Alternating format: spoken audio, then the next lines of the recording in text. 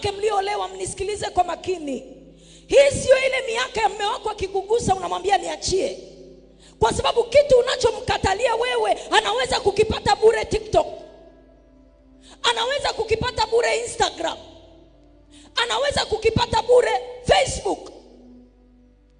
Zamani ilikuwa ili mwanaume apate mwanamke kahaba inabidi aende pale Sinza wanakojipanga. Inabidi aende kule Ohio wanakojipanga. Siku hizi hakuna haja ya kwenda huko. Wameweka namba zao kwenye mitandao. Wameweka namba zao Instagram. Wana page zao. Wanaonyesha na picha. Kwa hiyo mwanaume anakuwa anajua kabisa mali ninayoitaka ni hii, anachagua. Ananyanyua tu simu anapiga. Hii sio ile miaka ambayo unaweza ukamnyanyasia mwanaume tendo la ndoa. No.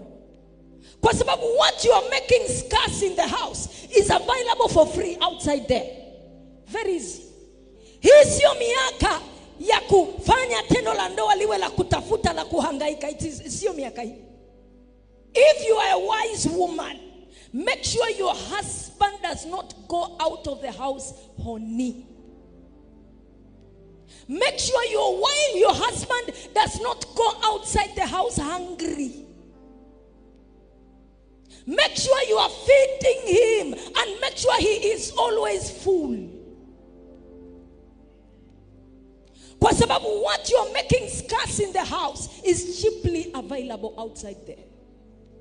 Very cheaply, very easily. Na akienda kule na hela yake inaenda. Akienda kule na moyo wake unaenda. Akienda kule ataacha hela, ataacha nguvu zake na atakusanya mikosi na mabalaa analeta huku nyumbani.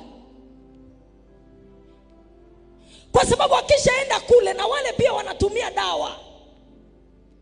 Huku nyumbani wewe unaonekana takataka.